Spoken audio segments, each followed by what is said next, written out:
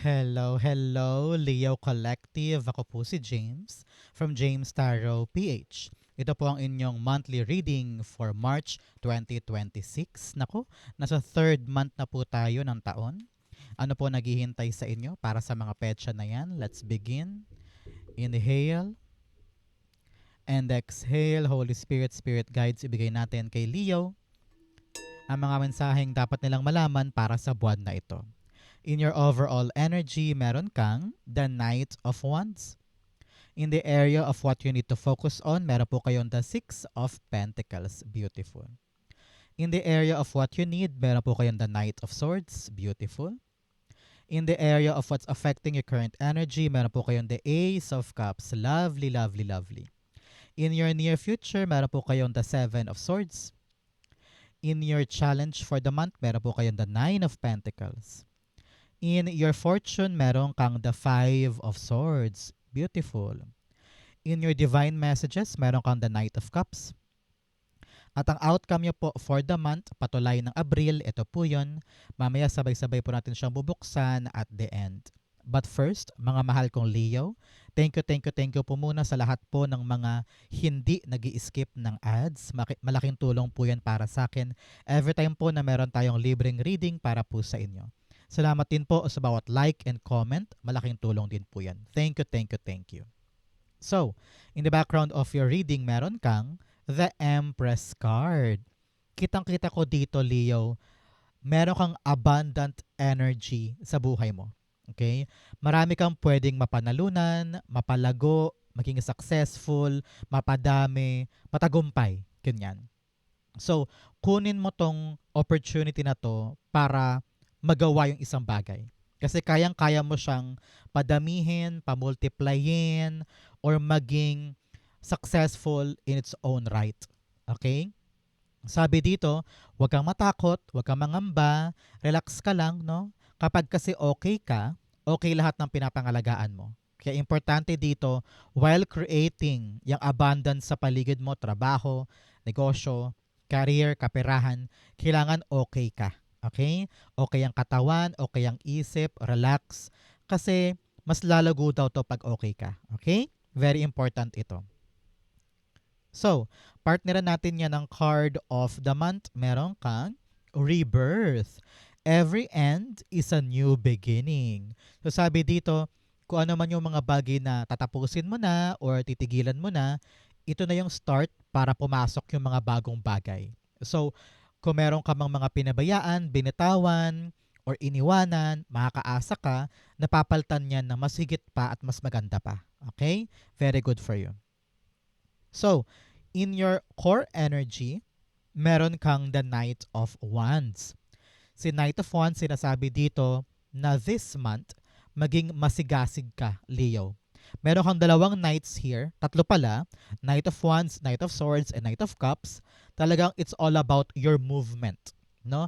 Paggalaw, pagkilos, para sa mga kine-create mo o nililikha mong abundance sa buhay mo. Kung ito man ay trabaho, negosyo, kaperahan, anything na gusto mong padamihin, palaguin, your movement is essential ngayong buwan. Kikilos ka ba or aatras ka? Tutulog ka lang ba today or gigising ka para magtrabaho? Your effort and your movement will determine sa dami or bilis ng paglago ng inaalagaan mo. Okay? In your core, kitang-kita ko po dito yung pagdating ng magandang balita. Okay? Meron kang makukuhang good news, whether hinihintay mo talaga to or mahugulat ka na lang na nandyan na. And this good news ay talaga magpapa-excite sa'yo at susugod ka doon. Okay? It's all about your love and passion and walang pagmaliw na lakas ng loob na itulay. Kasi sabi mo, yes, chance ko na to, kukunin ko na to, hindi ko sasayangin. Parang ganon. And you will see na itong bagong-bagong adventure na papasukin mo, this will really enlighten your life at talaga mag-e-enjoy ka sa gagawin mo na yan. Okay? Clarify natin. The Knight of Wands being clarified by you have the Hermit card. Okay, matagal mo tong hinanap nagmuni-muni ka pa nga, parang kukunin ko ba? Gusto ko ba? Ilalaban ko ba? And then namayani dun yung, sige, laban na natin. Sige, kunin na natin. It's now or never. Siguro naman mag-enjoy ako dun. Siguro naman kaya ko to. So, after mo makuha yung good news, nakita ko dito yung takot mo na baka parang gusto mo pang itago, gusto mo pang umalis, gusto mo pang mag-back down. Pero nakita ko dito na malalaman mo at maiintindihan mo yung halaga ng magandang balita. Kaya you're gonna come out of your shell, kakawala ka sa maliit mong mundo at ready ka na takbuhan or abutin or sungkitin or habulin itong napakagandang opportunity na naghihintay para sa'yo. Okay? So, Leo, since ito ay monthly reading, ilapag mo na sa baba, this is the right time para isulat mo na yung mga wishes mo para sa buwan na ito dahil mangyayari yan. So, comment down below kung ano yung mga nais mo maganap para sa Marsong ito. Okay? In the area of what you need to focus on, meron po kayong the Six of Pentacles. Alam mo, nakita ko dito, sabi ng yung spirit guides, you need to focus on sa mga efforts mo na may saysay. Ano ibig sabihin nun? Kapag ba naglaan ako ng effort dito, anong mapapala ko? Kapag ba nagbigay ako ng perang to kay pinsan, pinapahalagahan ba niya? Vina-value ba niya ako or hindi? Baka naman dumarating lang si pinsan pag may pera ako. Pero pag ako nangailangan, wala si pinsan. Parang kailangan ko nang i-evaluate yung ugnayan namin. O kaya, tong pangarap na to, lahat binubuhos mo pera, effort, atensyon, pero walang nangyayari. Baka naman time na for me to ilipat yung aking atensyon at effort sa ibang bagay. So it's all about your equal give and take. Kailangan meron ka napapala sa pinaghihirapan mo. Kasi kung wala, bitawan mo yan para mailaan mo sa ibang mas mahalaga. Okay? Very important yan. Clarify natin. So Leo, kamusta ka ngayon? Ano pong ginagawa ninyo habang kayo ay nanonood ng ating reading? Ikaw ba'y naglalaba, nagluluto habang tayo ay nagbabasa dito? No? Comment down below po.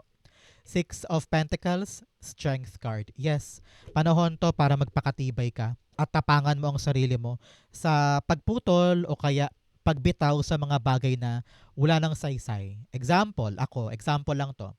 Halimbawa, meron akong friend, tapos siya pala yung reason kung bakit ako laging nalilate sa work kasi gimmick kami ng gimmick every night. So, baka this time around, take a friend. Next time na tayo lumabas. Ngayon, kailangan ko muna mag-focus sa mas mahalaga. Next time na lang. So, mahirap yun. Nakakahiya sa friend mo kasi syempre, love mo naman yung company niya. Pero kailangan talaga eh. Kailangan mo magpakatatag, magpakatibay para unahin yung mga importante. At siguro kung talagang friend mo naman siya, maiintindihan ka niya. Halimbawa din, itong kapatid mo, no? Na lahi ka nagbibigay ng pera every month, bigay. And then na-realize mo, ay, pinansusugal. Ay, hindi pala talaga binayaran yung tuition fee. So, panahon to para i-evaluate mo yung binibigay mo na either puputulin mo na or papagalitan mo siya or didisiplinahin mo siya, mga ganon. And yung tapang mo dito at tibay mo na aksyonan yung mga maling yan ang talaga magpapadiretso ng landas mo. Okay? Para walang nasasayang at para hindi ka rin naiisahan. Parang ganun yung mga nakita kong scenario na maaari mag-apply sa'yo. Pero for many of you, talagang kailangan mong tingnan, ano ba yung ginagawa ko na, teka, luging-lugi ako dito ah. Kailangan ko i-revisit to at itama. Okay? In the area of what you need, meron kang the Knight of Swords. Sabi dito, Leo, kakatapos ko lang kasi ng Aries, no? So Leo, sabi na yung spirit guides, this time around, bago tayo gumalaw, bago tayo umalagwa sa ating gagawin, alam ko kating-kati ka na at gigil ka na makuha yung para sa'yo. Pero sabi dito, upo ka muna ha. Upo ka muna, hinga. And then, think. Okay? Sinasabihan ka dito na pag-isipan muna natin bago tayo umariba. Pero kikilos pa rin naman tayo eh. Gagalaw pa rin naman tayo, paabante. Pero dapat kalkulado. Hindi pwedeng bara-bara lang o gusto mo lang gawin, kunin na natin. Pero yun pala, mali pala action mo. So, sayang na naman, babalik ka na naman. Ubos oras na naman, di ba? So, para hindi maubos ang oras o hindi masayang ang effort o ang time, kailangan pinag-iisipan muna ito bago tayo gumalaw, okay? Hindi pwede yung mabilisan. Hindi pwede yung parang rat. We need to make sure that whatever we're trying to do ay tama at okay. Okay? Especially kung yan ay papeles, dokumento, kung yan ay negotiation o kontrata, huwag mong madaliin. Basahin mong mabuti, aralin mong mabuti para tama lahat. Okay? So that yung abundance na gusto mo maganap, ay maganap talaga ng tama. Knight of Swords, tumilapon, the Sun card. Yes, you need to really enlighten first. Kailangan talaga magising ka muna or malaman mo muna in totality yung buong gagawin para alam mo yung pinapasok mo. Kasi kung maliit lang ang alam mo, kakarampot lang alam mo, tapos pagpasok mo doon, sumugod ka kaagad, sa mo, ay, ganito pala, hindi, akala ko hindi ganito, ganito pala dapat. So, para hindi ka mahirapan sa papasukin mo, you need to really know everything first. Okay? Maliwanagan ka muna bago tayo sumabak.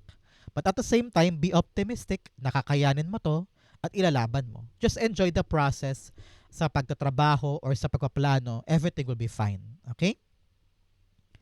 In the area of what's affecting your current energy, meron kang the Ace of Cups. Sabi dito ng yung spirit guides Leo, talagang may papasok na magandang bagong bagay. Maaaring love life ito, o bagong kaibigan, o bagong trabaho, o bagong opportunity na hindi mo dapat atrasan o hindi mo dapat sayangin. You've been isolating for so long eh. Parang meron kang soul searching na ginawa eh na parang, para saan ba ako? Anong dapat kong gawin? Ano yung true purpose ko? Marami kang ganyang tanong sa sarili mo, ano? And now, biglang dumating. Boom! Pumasok yung bagong pagkakataon or bagong blessing na parang sabi mo, alam ko na.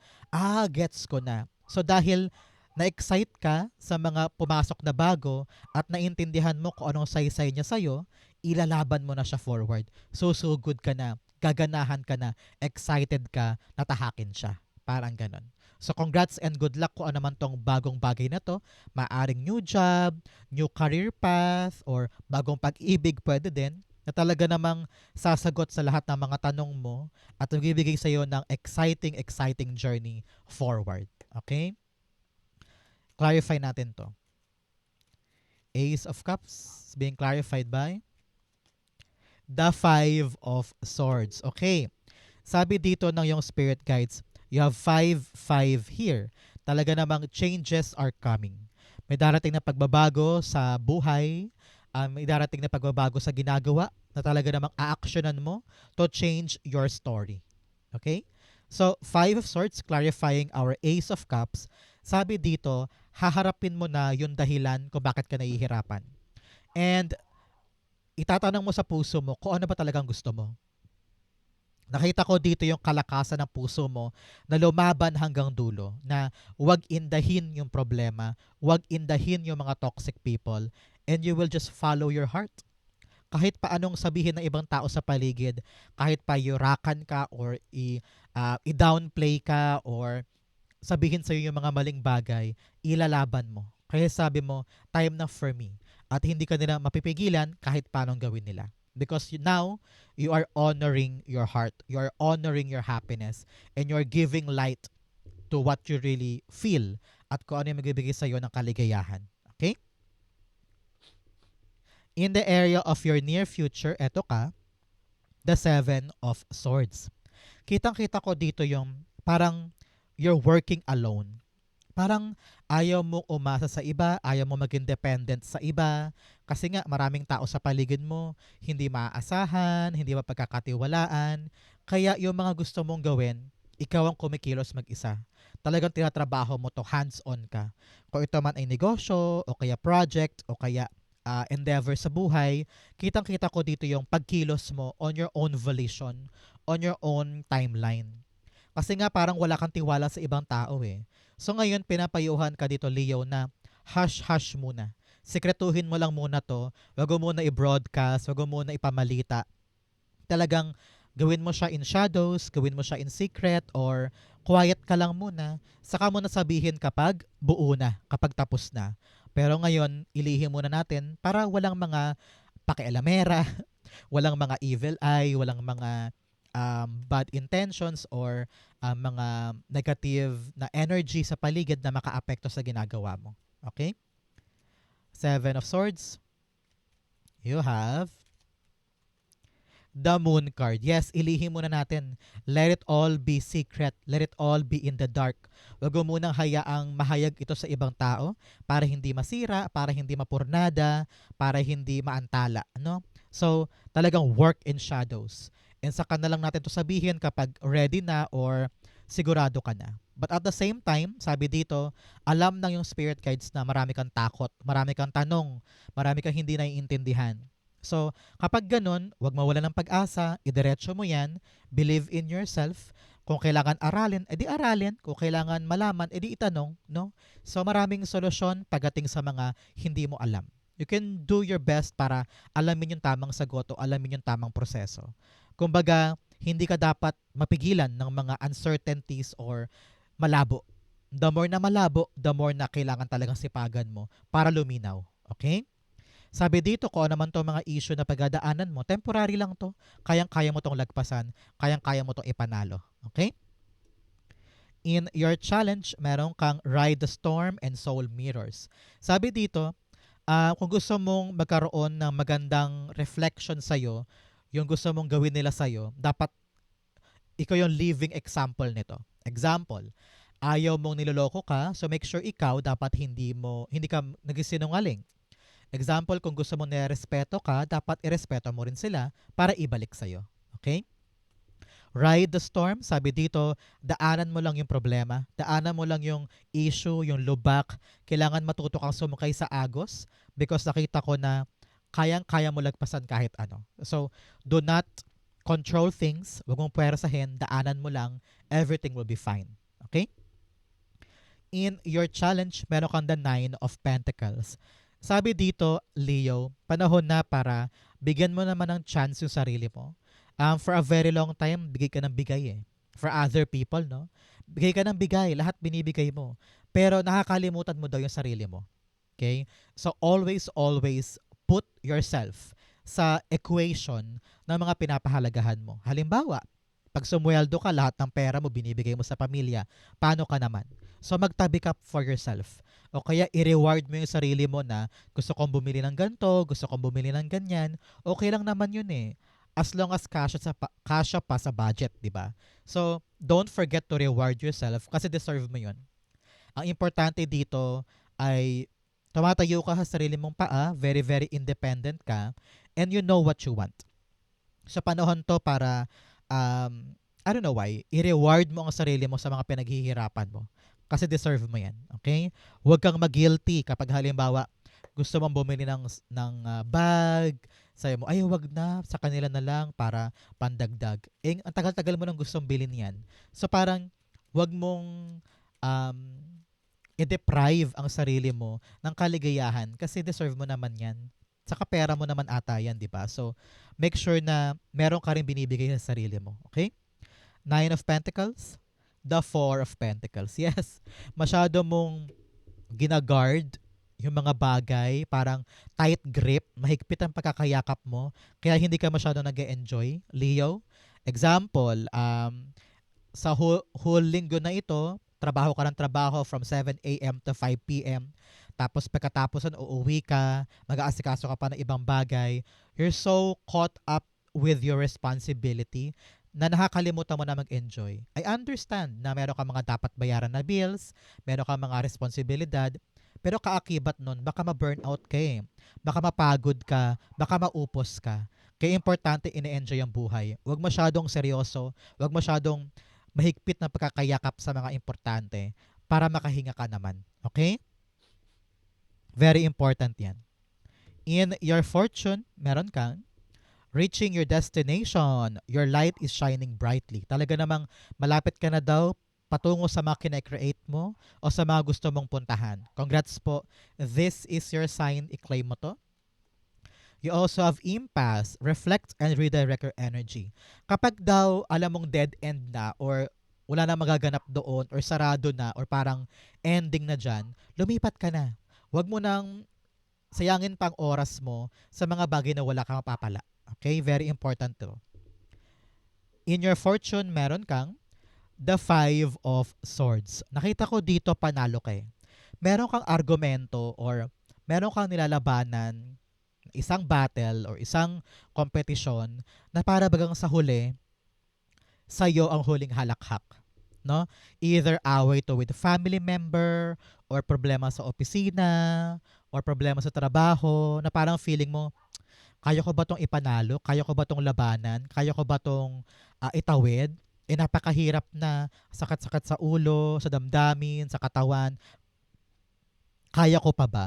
Yes, nasa fortune area mo, ikaw ang panalo, sulit lahat ng pinagdaanan mo, you are winning the battle, at sulit lahat ng pinagdaanan. So congrats, congrats, congrats. The good outcome is yours. Nasa iyo ang huling halakhak. Okay? Clarify natin to. The Five of Swords being clarified by, oops. You have the King of Wands. Yes, talagang kinapitan mo yung vision mo eh. Kinapitan mo yung paninindigan mo eh. Alam mong tama ka eh. Alam mong ikaw ang nasa katuwiran. Alam mong ikaw ang may saysay dito sa lahat ng gulong ito. Kaya kinapitan mo yun. You really fought for your right. You really fought for your for your truth, ika nga. So talagang dito, mapapatunayan mo sa kanila na ikaw yung tama, ikaw yung panalo, and you are reigning supreme. Lalong tataas dito yung kumpiyansa mo na parang sabi mo sa kanila, sabi ko sa inyo, tama ako eh. Sabi ko sa inyo, ako ang correct eh. So, you're gonna prove to them that whatever you're planning or whatever you're trying to do ay tama at may saysay. Kaya lahat sila mapapanganga na parang, ay, tama nga si Leo. Ay, correct nga si Leo. So, you will prove to them and here you are. Tatawa ka na lang dyan na parang, yes, I made it. Nakuha ko siya, naipanalo ko siya dahil tinapangan ko. Lumaban ako kahit na maraming against sa akin, nagawa mo siya. So, congrats, congrats, congrats. Talaga namang everything turned out in your favor. Ano man ang nangyari. Okay? Claim mo yan para sa'yo yan. In your divine messages, meron kang confidence is your key to success. Yes, kailangan daw confident ka ngayon, especially sa mga binubuo mo, sa mga nililikha mo, ilaban mo yan, taasan mo ang tiwala sa sarili, kayang-kaya mo to. You also have prosperity lies ahead. Wow, i-claim mo to. Prosperity lies ahead for me. Makukuha mo yung kasaganahan at kayabungan ng buhay. Okay? In your divine messages, meron kang the Knight of Cups. Sabi dito, Leo, I don't know why, narinig ko na maging tapat ka daw sa iyong nararamdaman. Meron ka kasing nafe-feel, meron kang gustong likhain, gustong yakapin, gustong baguhin, gustong ilaban at isugod. Pero at the same time, maraming mga tao sa paligid mo ang hindi nakakaunawa sa gusto mong gawin. So make sure ikaw, ready kang ipakita sa kanila kung ano ka talaga. Kung ano yung balak mong gawin, kung ano yung nararamdaman mo, kung ano yung nafe-feel mo talaga tungkol sa pupuntahan mo or gagawin mo. Because kapag truthful ka sa nafe-feel mo, makukuha mo yung karapat-dapat na tao na titiwala sa'yo at susuportahan ka. Okay? If you want an offer coming in, kung balak mo magkaroon ng bagong trabaho or opportunity, kailangan ready ka rin daw na buksan ang sarili mo sa mga pintuang yan. Kasi kung choosy ka daw at nakatutok ka lang sa isang bagay, paano mo daw makikita yung mga iba pang pintuan na maaaring magbukas sa'yo? Okay? So open your heart, open yourself for more possibility para makuha mo yung swak na opportunity for you. Tumilapon the Ace of Swords. Yes, dapat malinaw sa isip mo yan. Kung anong gusto, kung anong ayaw, kung anong hinahangad, kung ano ang hindi. Kung ano yung minamanifest mo kay God, sayo mo, God, gusto ko lang po ito ibigay mo sa akin, handa ako magtrabaho. O kaya, God, ito po yung gusto ko, give it to me, pangako po, gagawin ko to. So, pag clear sa'yo yung kaya mong ibigay para sa mga gusto mong makuha, darating yan sa'yo very, very vividly. Okay?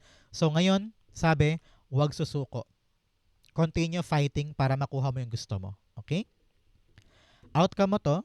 But first, bigyan mo na kita ng fortune cards.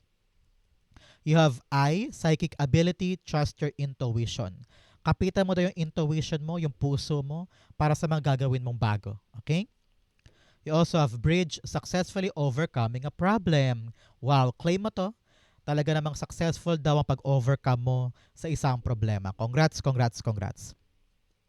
You also have Lily, spiritual love. Ooh, meron daw po kayo na mayapang kamag-anak na sa kabilang buhay na talaga namang hanggang ngayon pinoprotektahan ka pa din. Your spirit guides and ancestors are really with you para gabayan ka, proteksyonan ka, at itawid ka sa mga katuparan ng gusto mo. Congrats po. Mamaya magtirik ka ng kandila o kaya mag-pray ka ha to give thanks sa mga ancestors mo sa kabilang buhay. Okay? You also have Chairfield, someone new is entering your life. Yes, talaga namang bagong tao ito, baaring kaibigan, lover, or co-worker, or opportunity na dala ng isang tao. So this person ay talaga magdudulot sa iyo ng kaligayahan and new positive news. Congrats po. So, ang outcome ni Leo for March 2026, meron kang the Six of Wands. Wow, palakpakan muna. Talaga namang victory, victory, victory ito. Kung ano man tong papasokin mong bagong bagay na sabi mo, sige, try lang natin, subukan lang natin, i-push natin to, this will lead you to a very, very victorious outcome. Meron kang 6-6 here. Talagang sinasabihan ka ng reflection. Leo, magbalik tanaw daw tayo sa past. Kung ano yung mga ginagawa nating mali noon na dapat nating tapusin ngayon, kung ano yung mga ginagawa naman nating tama na dapat nating i-continue, at kung ano yung mga bagay na magpapa-improve sa atin, silipin natin yon para maitama ngayon. It will help you para maging much better Leo ka at mapagtagumpayan mo na yung ginagawa mo na yan. Sabi dito bilang payo sa'yo Leo ha, tutok, tutok, tutok. Kailangan talaga undivided attention pagdating sa inaasikaso mo. Hindi ka palingat-lingat, walang mga distractions. Para yung pinapatubo mo, pinapalago mo o kine-create mo ay magbunga ng maganda para sa'yo. Okay? Narinig ko meron ka daw mga taong maaasahan sa paligid mo. Kailangan mo kilalanin yan kung sino yan, yung mga reliable, trusted friends. O kaya trusted na kamag-anak. At kailangan talaga dito alam mo kung sino yung dapat pagkatiwalaan sa hindi na makakatulong sa'yo para maipanalo or matapos yung bagay na yan. Okay? Clarify natin. The Six of Wands being clarified by the Seven of Wands. Yes, kailangan talaga kilalanin mo ngayon, Leo, kung sino yung mga dapat mong pagkatiwalaan at sino yung hindi pagdating sa victorious na ginagawa mo ito. Sabi na yung spirit guides, panahon na para barikadahan mo ang sarili mo laban dun sa mga asungot o sa mga distractions, sa mga rason kung bakit ka naantala or naabala, no?